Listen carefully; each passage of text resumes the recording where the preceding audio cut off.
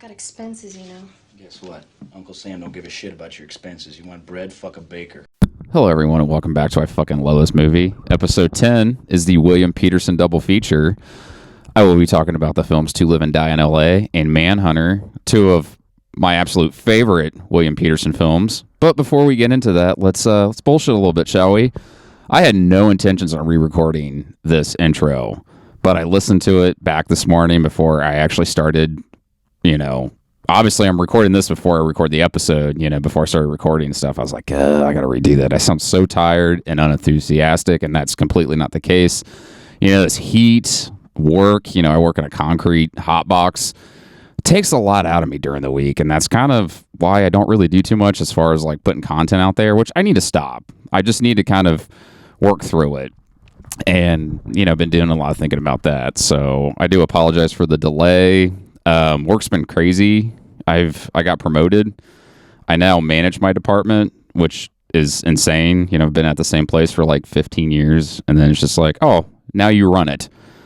So that's what's been going on with me. And, summer's winding down. It's getting a little cooler outside, which I absolutely love. Not as tired as I get home from work, because I'll tell you what, the older I get, the more the heat gets to me. And there are times I get off work, come home, shower, I have to lay down for at least an hour, hour and a half. But here lately, I really haven't been doing that. I've just been showering, resting a bit and just getting up and doing whatever. I need to do better about being more efficient with podcasts and stuff. And I do apologize, but stuff's been going on and whatnot. And I do apologize about the delay and whatnot, but nevertheless, I'm here. We're doing this. I'm pretty stoked. Don't really have any new movie reviews. I did check out the Woodstock 99 documentary on Netflix. I did manage to finish that, and I don't really want to talk about it a whole lot on this podcast. I'm kind of sort of maybe starting another podcast where I talk about some other topics that I like just as much as I like movies, so be on the lookout for that. I really have no other... Oh, I am on TikTok now. I am a TikToketeer, or whatever the hell TikTokers call it. I think they just call themselves TikTokers. I am on TikTok. My screen name is New Metal Andy, all one word. And I've been slacking on that too. I think the last TikTok I did was 2 weeks ago. Need to get on that. I need to get better with doing TikToks, YouTube, podcasts. But, I got some changes in my life, that's, I wouldn't say they've derailed me, but I've been adapting to them. So that's kind of why the delay in things, folks. I do appreciate your patience. Thank you for tuning in. And let's get into episode 10. Let's talk about William Petersen. I probably, just like everybody else, maybe kind of sort of, well, the majority of the people I've talked to, was first introduced to William Petersen on a little TV show called CSI. And, I was watching some of the old CSI episodes, and I was thinking back to my childhood, because that was a TV show that we watched a lot growing up in my family. We were a huge TV family. I remember we had our week cut out for us when it came to TV and stuff, because the only time my parents and whatnot were busy was during marching band season, but hell, that lasted through August. Well, July, because I always had practice and whatnot, to probably about November if we went to state and whatnot. And the 3 years I was in marching band, we went to state. So from probably about August to November, we were pretty busy, and we really couldn't have too much family time. So after November, I remember one of the things we used to do is kind of watch TV throughout the week. We had it all mapped out. We were a huge WB family. We watched Buffy, Angel. Apparently we watched Dawson's Creek at one point, but a certain member of our family, who will remain anonymous, said that the show was not interesting after they went to college. I didn't even know they went to college on the show. I thought the show ended after they graduated high school, but shows you how much I paid attention. We also watched Charmed. 24 was another big one. We didn't watch The Shield as a family, because that's not really a show that you want to watch in front of the whole family. But I did later on watch that show and was utterly disappointed in how it ended. That show needs a reboot. The Shield. Rescue Me we watched, and then CSI. We watched the other CSIs, but I wasn't a huge fan of the other ones. CSI Miami was all right. I just felt like, I don't know, like David Caruso was just a little much for me, just like, but that's just how he is. It's any character I've ever seen David Caruso play. That's just how he is. What was it? CSI New York. Gary Sinise, I think, was on that one. Gary Sinise is an awesome actor, awesome dude. He kind of fit in pretty well being like the lead guy, like the head character. But I was always a OG CSI Las Vegas fan, and one of the big reasons for that was William Petersen. I loved the character of Gil Grissom. I thought he was smart. He knew his shit. He was just probably one of the most intelligent characters on television ever. And I think he left at one point. William Petersen left the show at one point. I think most of the cast did. There again, same old Andy, didn't research anything, relying purely on his memory, which is getting somewhat better. I want to say a bulk of the cast left, and I guess Ted Danson took over, because I did a little bit of research a couple days ago, and I saw that Ted Danson was on it at one point. I was like, what? But the last time I watched CSI, before I watched a couple episodes prior to recording this episode, was probably the last episode. I remember I was living with my dad at that point, and he's like, hey, the last CSI episode is on tonight. You want to watch it? And I was like, that show is still on? Like, I was so shocked that show ran for so long. And I watched it, and I got to see my man Grissom. And I actually watched the reboot on Paramount Plus, and that was amazing. I loved seeing Sarah and Brass and, of course, Grissom again. Grissom had the best entrance of them all, But if you have not watched the CSI Las Vegas reboot, go ahead and do it. And, the whole new CSI team's pretty good. I think they all have something to offer, if they keep continuing. But I would love to see old cast members just kind of appear, sporadically throughout the show's run. That's kind of my only thing I'd want from the show. But on that, it started off on a good note. So enough CSI. So William Petersen, let me take a look at his filmography. I do have that pulled up. William Petersen, his first movie, he was, I want to say he was a stage actor prior to becoming a theatrical actor, and he was. First movie he did was a brief part in the Michael Mann movie Thief, which I actually rewatched the other day. I had it on videotape. I've been watching a lot of movies here lately. I've had a lot of kind of free time on my hands, so I've just been watching some random movies, pulling stuff out of my collection that I've never seen before or have probably watched once, give it a rewatch. And Thief was one of those movies, so I watched that. And the only time I saw William Petersen was in a brief scene with Jimmy Kahn gets into a fight at a bar. And I'm like, holy shit, that's William Petersen. But check this shit out. So he does Thief in 1981. Michael Mann movie. Amazing movie. I've been on a Michael Mann kick, too. I just unearthed my copy of The Keep, so I'm going to watch that, which, Mr. Mann, if you just happen to be listening to podcasts about your work, I do apologize, but I'm going to give that a rewatch. It's a great film, and Michael Mann's really apprehensive about that movie because, that movie, one of the worst parts about the 80s in film was, if you made a movie and it was so cutting edge, but yet the studio, it went over the studio's head, the executive's head, they cut it. They try to make it a 90-minute, easy-to-digest movie they could buy in the theaters, and The Keep is a unfortunate casualty of that. So I'm going to give that a rewatch. I think the movie was hold on, let me look that up. I think the movie was 210 minutes, maybe. Let me look that up. I'm on Wikipedia, which I probably shouldn't be on because we all know how accurate Wikipedia is. But, for simple information, it's not that bad, I feel. Let's look at the original one time. And yeah, there was a 210-minute cut of The Keep. And Michael Mann, I guess by his contract, is only allowed a 2-hour movie. And the 2-hour screenings were not so positive, so Paramount cut the movie to 96 minutes, which is just a devastating blow for any filmmaker. And Michael Mann's just kind of not been, what's the word? I've had 8 cups of coffee. You think I'd be on top of it. I'm more awake than I am during the week. You think I'd be on top of it. Michael Mann just doesn't have really good memories of this film, so that's kind of, I think, why he keeps his distance, which is fine. I mean, I totally get it. I mean, not that I've ever had that before, but like on the outside looking in, I totally get it.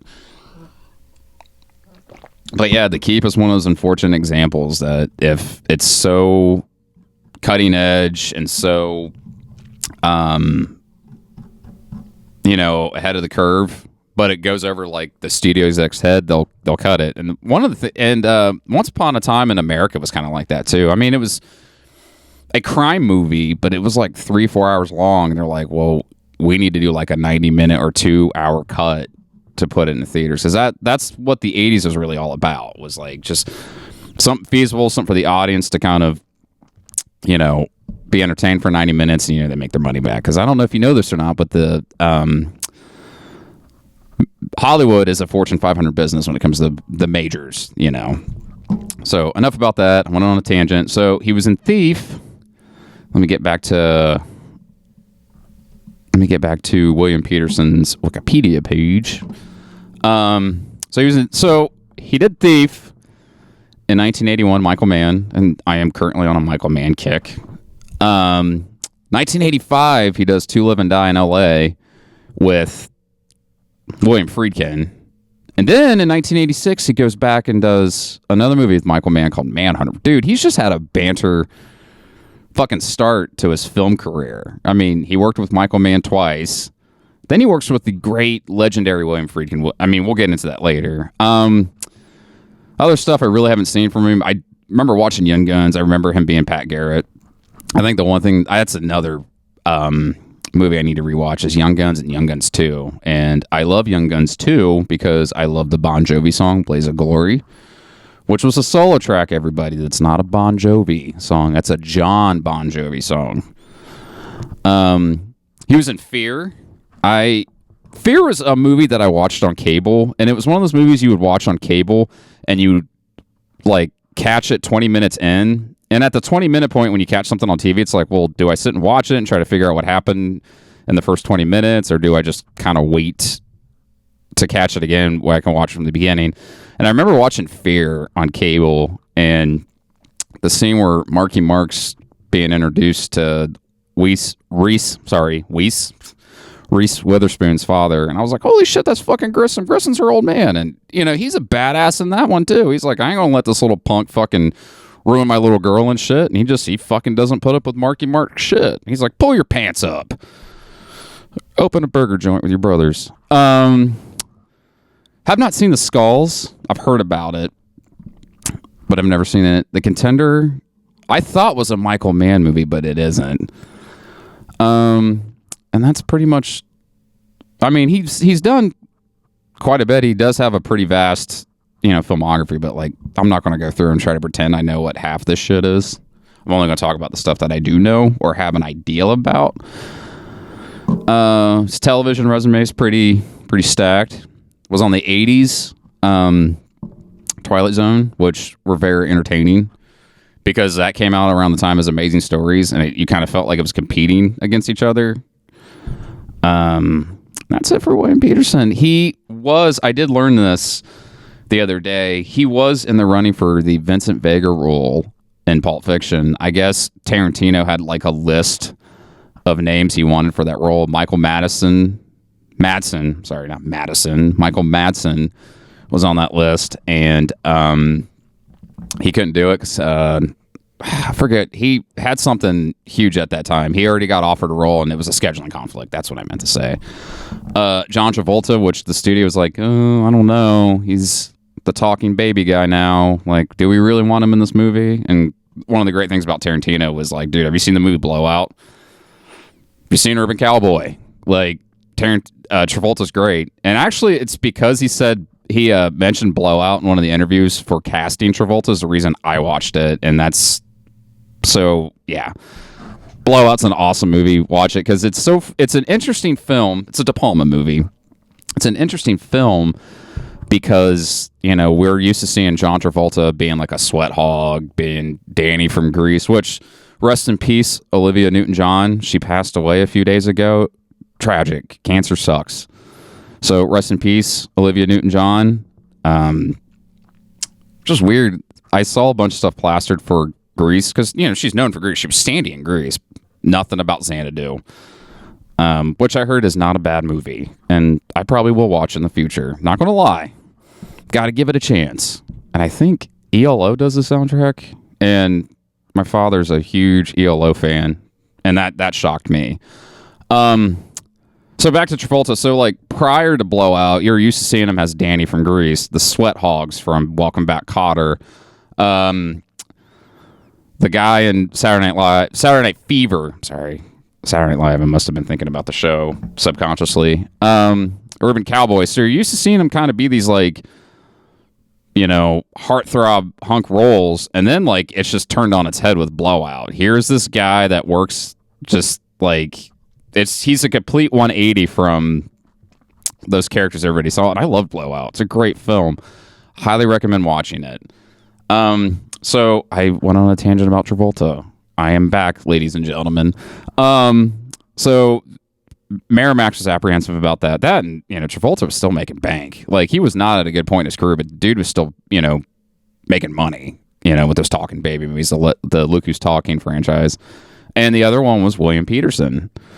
And I was blown away because I was like, holy shit, Pulp Fiction, easily one of the best movies ever made. And I'm just sitting there trying to picture Gil Grissom, Will Graham, Secret Service agent Richard Chance as Vincent Vega, and I really couldn't. Like, I'm not saying that he couldn't have not pulled that off, but, you know, Travolta literally took that role and literally made it his own. I'm not saying that Petersen wouldn't have done that, but for me, it's hard to imagine that. And I wanted to share that factoid because I'm a huge Tarantino fan, if you haven't noticed. So, and I thought that was real interesting to bring up, especially on this episode. So, this episode was really inspired by me watching To Live and Die in L.A. and Manhunter back to back because, like I said, I've kind of had a lot of free time on my hands here recently, so I've just been watching movies and stuff. So I pulled out To Live and Die in L.A. again, and I was like, you know what, I'm going to watch Manhunter again. So let's talk about To Live and Die in L.A. first.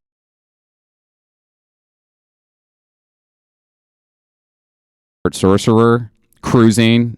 He did The Guardian, and I'm sure I'm missing a bunch of his films. And yes, I do need to catch up and watch the rest of his filmography and this masterpiece. There was this guy I used to follow on social media, and he had a huge VHS collection, and he was a huge fan of this film. And it was a movie he always referenced and mentioned and whatnot. And finally, I was just like, you know, I should probably hunt this movie down and watch it.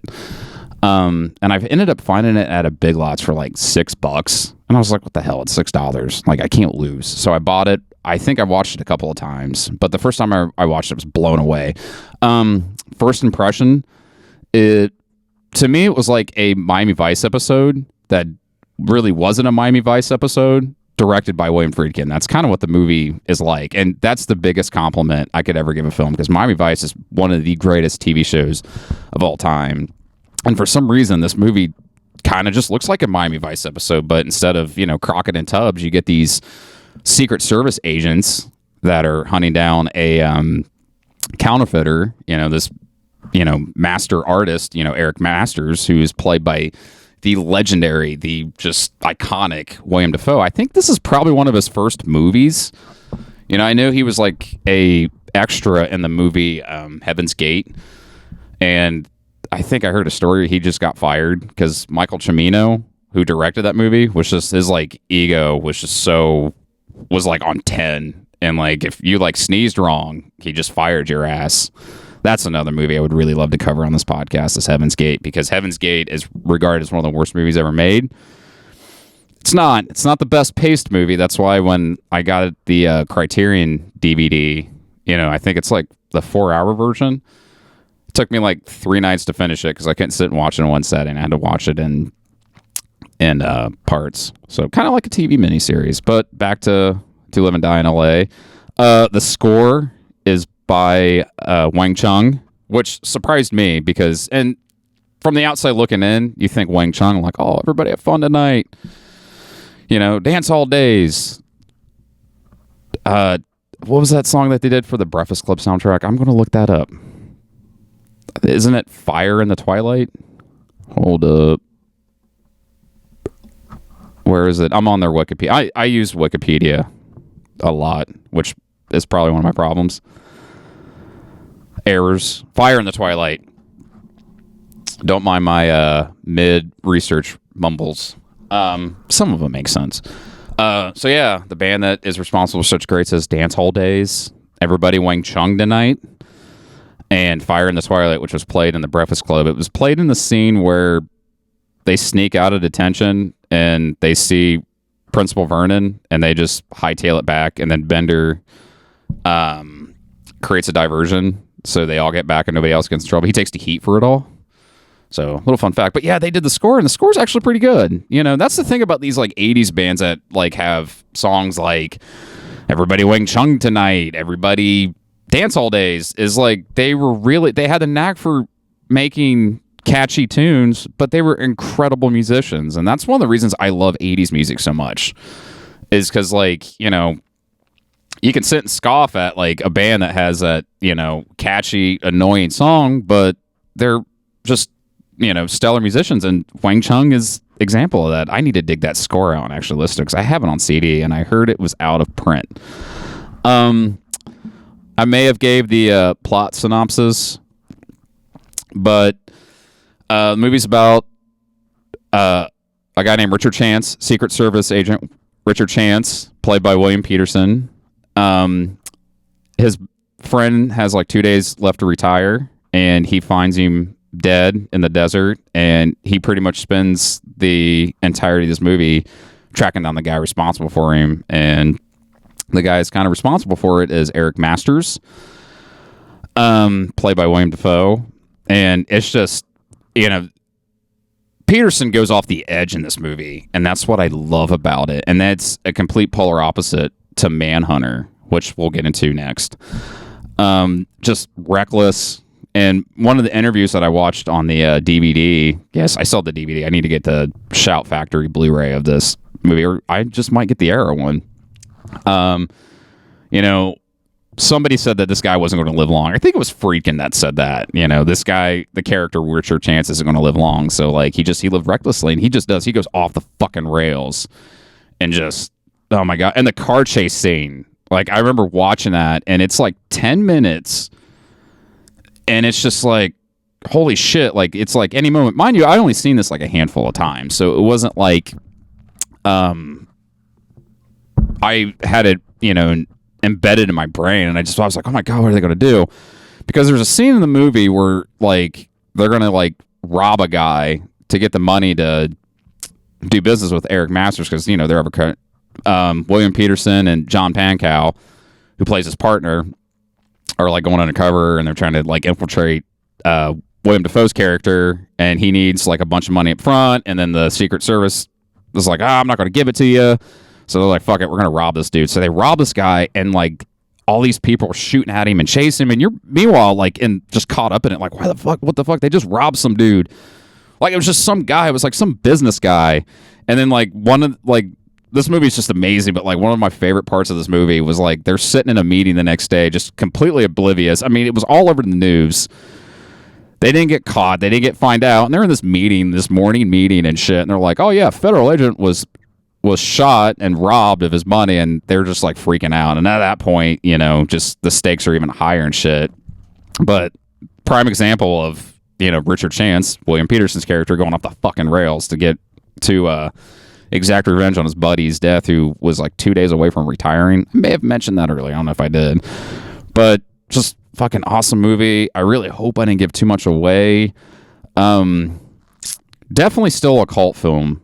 Definitely. But it does have its fans. I love this movie. I should watch it more than I have. I think I've seen it like 2 or 3 times prior to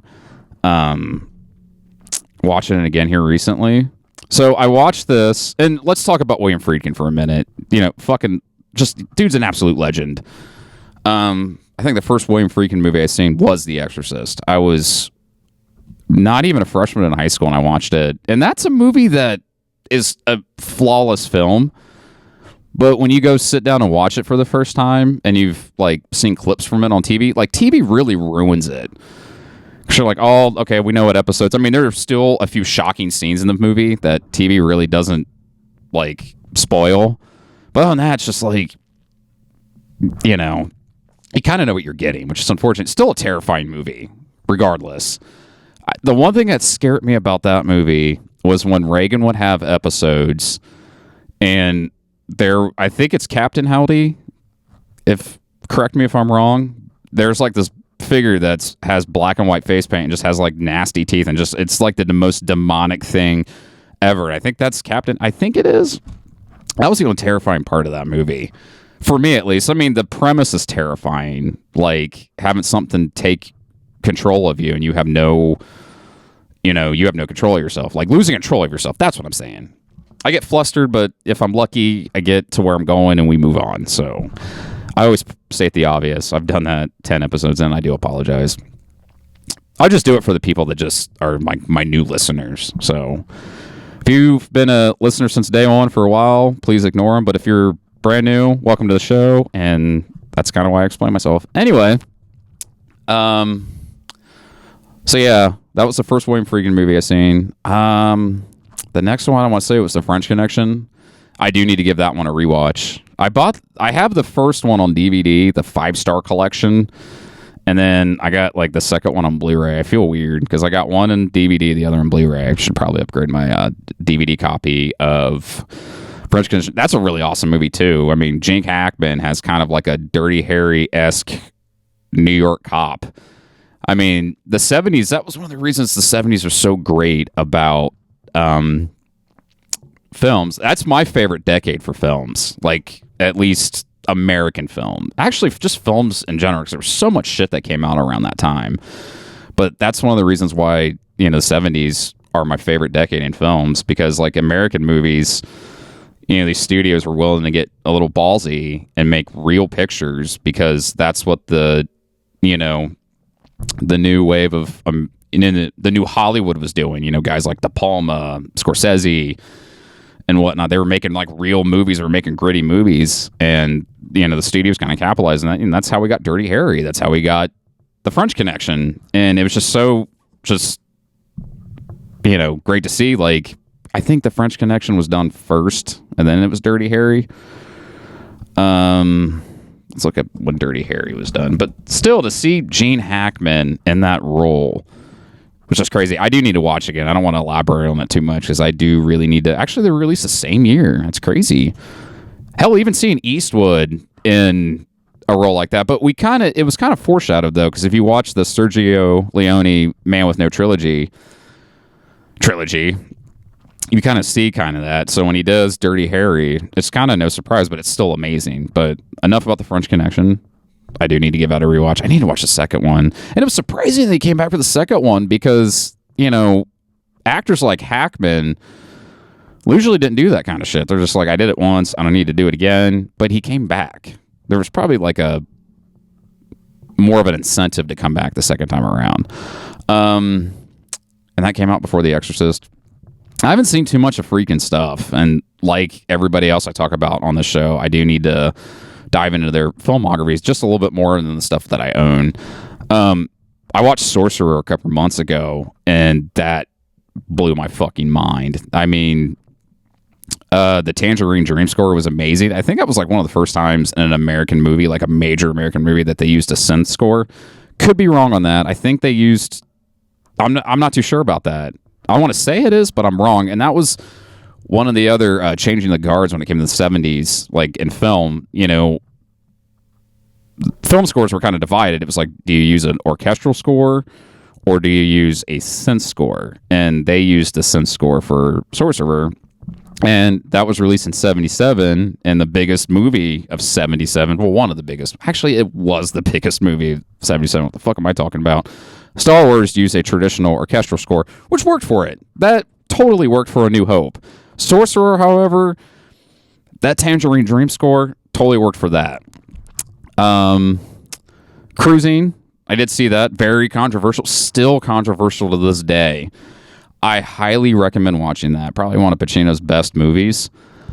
And then To Live and Die in LA. That's kind of where my kind of viewing of William Friedkin movies kind of stops. I haven't seen anything else. I did watch a little bit of The Guardian.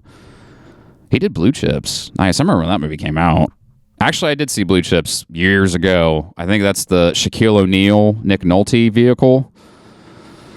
Yep. Totally right. I'm on Wikipedia, so it's not like, I remember when Jade came out, David Caruso, which I mentioned earlier, CSI guy. Rules of Engagement, did not know he did that. The Hunted, Bug, Killer Joe. I think I saw Killer Joe. But yeah, that's the legendary William Friedkin. My favorite William Friedkin movie is Sorcerer. Highly recommend that, but watch anything this man does. Dude's a legend. He actually did a documentary that was really good. What the hell is that called? I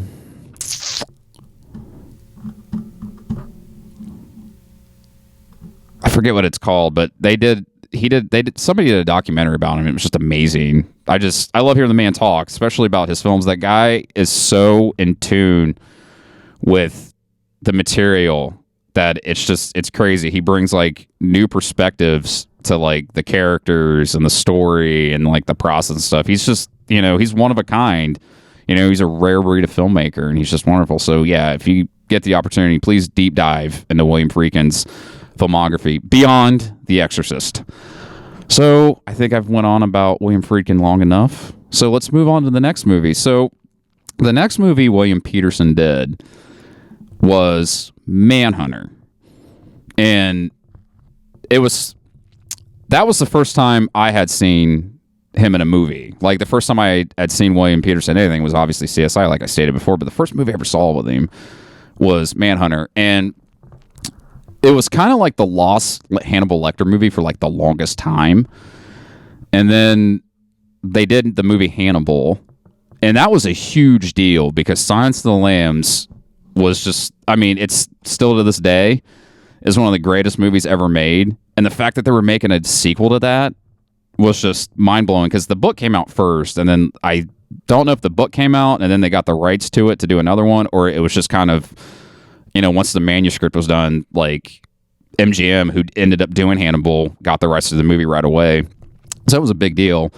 So out of that came the release of Manhunter on video. Anchor Bay did it, one of my all-time favorite labels. I was late to the game, so like I don't really have like an OG label that I like Vestron or Wizard or, what have you. But Anchor Bay was like my favorite, and that was kind of my introduction to like cult cinema and then like giallo movies and whatnot. So they reissued Manhunter to kind of coincide with the Hannibal release, the movie release, and CSI, which, thinking about it now, that was fucking genius. So my dad bought the limited edition 2-disc set of it and watched it, and then he told me, he's like, you need to watch this. You're going to love this movie. And matter of fact, that may have been the reason why I became such a huge CSI fan. So I'm going to kind of sort of retract my statement that I said in the beginning. Manhunter may have been the first thing I saw William Petersen in. I don't remember. Actually, it is. It is. So I stand corrected. This was the first thing I saw William Petersen, but I could have swore CSI was the first one. I don't remember. I'm going to be undecided on that, actually. So I watched it and I was blown away. I was like, holy shit. And this was my introduction to Michael Mann. Actually, my second introduction to Michael Mann, because I was a huge Miami Vice fan. He did that. I grew up watching that. And then I seen Manhunter. And what else did he do? Let's take a look at his filmography. Thief was his first movie. Amazing fucking movie. Jimmy Caan, rest in peace. Great role. The Keep. I unearthed my bootleg copy of The Keep, and I'm going to rewatch that. And Michael Mann, if you happen to spend your time listening to podcasts that may be about you, I mean no disrespect. It's a great film. It's just unfortunate how Paramount Pictures handled that movie. So what happened with The Keep, to keep it brief, Michael Mann is in a way kind of like William Friedkin. He's so very detail oriented, and he's just so passionate and he's just so precise, and his films really reflect that. That's why he doesn't have that many movies in his filmography, because he just puts all that he has into the project that he's doing, and it shows. They're just so well made, so detailed. I just absolutely love him as a film director. And there again, there's a few on here that I'm looking right now I really need to see, and I'll tell you which ones I need to see. So with The Keep, his first cut was 210 minutes. Studio's like, you need to deliver a 2-hour movie. So he cut it down to like 2 hours. The execs did not like it. It wasn't easy to advertise. It wasn't easy to digest. So they cut it down to 96 minutes and released it, and the movie tanked. There was a lot missing from the movie. And as of this podcast, I think the footage that the cut was destroyed. So we'll never see that 210-minute cut or even the 2-hour cut, which is unfortunate. And I think he got so discouraged by that experience that it's not a topic that he likes to talk about, and understandably so. I love the 80s, don't get me wrong. I love the music. I love the movies, but like there are things I don't like about like the studio system, obviously. From an outsider's perspective, somebody like a film nerd's perspective, they take movies like The Keep and cut them, and they just kind of become lost. I don't think The Keep's had a legitimate release since probably the 80s. I know like another company in another country released it on Blu-ray and DVD, but like, I mean, it's nice to have like an official copy, but like, it just sucks that Paramount never released it. None of that footage is going to be found. And that's back to what I was saying. I got sidetracked. That's one of the reasons why that's one of the things that sucked about the 80s in films. There you go. I said it better. They would literally take a movie that couldn't easily be digested and easily be advertised and just cut it. And, it didn't work. And they became either lost, or they became like these underground cult movies that will never see a proper release. I mean, if these films are lucky, they'll get like the right, boutique label to take care of them. But, 9 times out of 10 that happened. But think about the other movies that don't get that treatment. That keeps a unfortunate casualty of that. So went a little bit too long. If you have the opportunity to track down a copy of The Keep, do yourself a favor, watch it. Great. Tangerine Dream does the score to that. They also did the score to The Thief. I forgot that. I just remembered that. Manhunter after The Keep. Last of the Mohicans. I remember that movie came out. Still to this day, I've never seen it. I want to see it. And I'm on a Michael Mann kick. I'm on so many kicks right now. I'm on a Michael Mann kick too. Heat, one of the best movies ever made. One of the best action films of the 90s. I'm going to stop right there because I will definitely go on another tangent and go in different directions about that movie. So we'll save that for a later episode. He did The Insider, which I thought he did The Contender, but that was some other guy. Ollie, remember when that came out? Collateral. Everybody's been talking about Collateral lately. They're like, dude, that movie's fucked. Watch it. Miami Vice, the reimagining, the theatrical reimagining of the TV show. I didn't like it at first. I was like, this is too flashy. And then years went by and I'm like, oh, okay, I get it. Like, you can't do pastels and have Phil Collins on it. You got to make it modern. So that's a good one. Public Enemies, I saw once. I need to check that out again. Haven't seen Black Hat. And I know he's doing Ferrari because I watched a segment he did for CBS Sunday Morning. He was talking about it. Dude's still like sharp as ever when it comes to his craft and stuff. And he's one of the greats. He's one of the greatest filmmakers of all time, just like William Friedkin. So back to Manhunter. William Petersen plays Will Graham, who later was in the Hannibal TV show, played by somebody else. And I remember everybody being like, oh, you loved Manhunter. You need to watch the Hannibal TV show. Was not a huge fan of the TV show. I mean, it was a good show. And it was definitely a very brave show because it was really gory, really gritty, especially for like NBC. And I couldn't get into it. And one of the reasons why I couldn't get into it is forever embedded in my brain, William Petersen is William Graham. He did just such justice to that role. I even read the Red Dragon book later on. And anytime something involved Will Graham, I thought of William Petersen. And the same goes for Dennis Farina, who played Jack Crawford. Anytime that I was reading that book, I was like, shit, that's Dennis Farina. Farina. I don't even know if I'm pronouncing his name. I have a problem with that on the show. I mean, Scott Glenn did a wonderful job in The Silence of the Lambs. I don't think he was in Hannibal. I need to watch that again. There's a lot of shit I need to watch, and I do make mention of that quite a bit. Brian Cox did an all right version of Lecter. I mean, he made it his own. He was definitely creepy. But I hate to say it, but I think Anthony Hopkins really sold that part, made it iconic. I mean, Brian Cox is no slouch either, but Tom Noonan played the Tooth Fairy, the killer of the movie. Creepy as ever. Of course, I grew up and he was Jack Slater's bad guy in Last Action Hero. So I was not surprised when I saw him be like the killer in this film. Of course, I seen him in Monster Squad years later, and he was Frankie. Phenomenal movie, one of my all-time favorites. I had so much fun revisiting this film, and it's just a no bullshit film. It gets right to the punch. One of my favorites is the ending when like it all comes crashing down on the Tooth Fairy, and they synced it to In-A-Gadda-Da-Vida. I thought that was just amazing. And I don't think that had been done prior to that film, so it was pretty innovative when it came to that. And the weird part about this, I talked about To Live and Die in L.A. kind of being like a Miami Vice episode shot by William Friedkin, but not featuring Crockett or Tubbs. This one was very much kind of like a Miami Vice episode, because like the text, the font that they used in the titles kind of was like Miami Vice-esque. So kind of, I think that's one of the reasons why it was easy for me to watch for the first time, was because it reminded me of a Miami Vice episode. Of course, the guy who created Miami Vice did this film. The movie didn't do so hot. It was a Dino De Laurentiis film, and pretty legendary producer and whatnot. They didn't call it Red Dragon because they were afraid that people would think it would be a karate movie.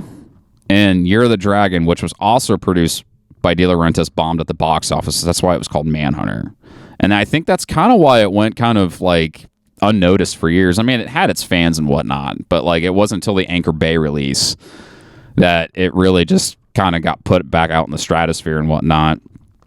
I think the fan base grew even bigger for this film because of the Anchor Bay release. Well shot film. The one thing I love about Michael Mann's movies is he totally uses the scenery, the environment he's shooting in, and he just has a way of making it be a character itself. And that's a great filmmaker, is when they can, shoot, on location somewhere, and he just captures the environment so well, it's like you're there. It's almost like another character, and that's one of the reasons I love Michael Mann's films. And they're so precise, they're so meticulously made. It's just insane. And it's like I said earlier, that's one of the reasons why he doesn't have too many movies in his filmography. He's just so passionate, so dedicated to his craft that, he just spends so much time and energy making these that it takes a while for him to just kind of do another one. And people like the cast of this film and the other films that he's done said if the man could shoot 20 hours a day and sleep 4 hours, he would. That's just how dedicated he is. And you see that in his films, especially Heat, which I will not talk about because, like I said, we'll be here for like another 45 minutes. And that's really a movie I need to cover with somebody because it's a 3-hour movie. Soundtrack's pretty solid, The Reds, Red 7, Michael Rubini, the Iron Butterfly songs on it. Prime Movies, Shriekback. I think Prime Movies, there was an interesting factoid. The band broke up in 1988, and the 3 main members of that band ended up becoming Led Zeppelin. And there was this old hippie guy I used to work with at one of the factory jobs I had before landing the one I've been at for 15 years. Was a huge Led Zeppelin fan, and they're just weird. They're like these... It's like the hippie jam band version of Gwar, but they do Zeppelin. I don't know. Look them up. What else can I say about Red Dragon? It's just a wonderfully put together film. I absolutely love it. William Petersen is Will Graham. Just flawless. As I was going through editing the episode, I failed to mention the reimagining that was made in 2002 called Red Dragon. I don't know if you can call Red Dragon a remake of Manhunter because they're both based off the same novel. So it would be like another take, I guess. But the same cinematographer, Dante Spinotti, I think that's how you pronounce his name, was a cinematographer for both films. But the movie had Edward Norton, Ralph Fiennes, Harvey Keitel, Emily Watson, Mary Louise Parker, the great Philip Seymour Hoffman, and of course Anthony Hopkins as Hannibal Lecter. So that also brought attention to Manhunter a little bit because, Manhunter was the first movie that had Lecter in it. And then they did Red Dragon. And like I said earlier, I totally forgot to mention that. And I feel that's an important topic when talking about Manhunter. I liked it when it came out. I thought it was pretty good. But I'm kind of crossed by it now because I love Manhunter so much. And to me, I sound like a broken record at this point. William Petersen is William Graham. Edward Norton did an all right job, but Edward Norton didn't seem too bothered as by his life, his former life of being an FBI agent, some of the shit that he's seen. And you saw that with Petersen's adaptation of it. Is like, the guy was so distressed and so, I guess, traumatized by some of the stuff he witnessed being an FBI agent that he, ended up working on boat motors when Crawford found him again and wanted him to, work the Tooth Fairy murders and stuff. And you didn't really see that in Edward Norton. He was just kind of like an everyman. Edward Norton's a great actor and whatnot. I'm not putting him down, but he didn't really, thinking about it now, he really didn't sell that character to me. It kind of seemed like he was playing that role like he played anything else. The normal everyman kind of shit. Obviously not like Fight Club and American History X and whatnot, but just he didn't do a whole good job selling it. I think Ralph Fiennes did a pretty good job of being the Tooth Fairy. He was definitely a whole other level of creepy. Harvey Keitel was an amazing Jack Crawford. Philip Seymour Hoffman, the great Philip Seymour Hoffman, was an awesome Freddie Lounds. I think he did that role justice, but I might rewatch this. I don't know. I haven't decided. I do own it, but it was just the thing I loved about Manhunter. Was kind of like it was well done, but it was kind of like grindhousey, exploitation-y, low budget kind of gritty filmmaking, but just done flawlessly like Michael Mann movies are. And then this is just a big studio movie, and I have nothing against studio movies, but it's just kind of Manhunter was done for less money and just looks better and is better. That's just kind of my take on it. So I felt the need to mention the old Red Dragon. So I think I'll do it for this episode. Do yourself a favor and check out any movie that I've mentioned on this episode like I do with any other episode. And until next time, everybody, thank you.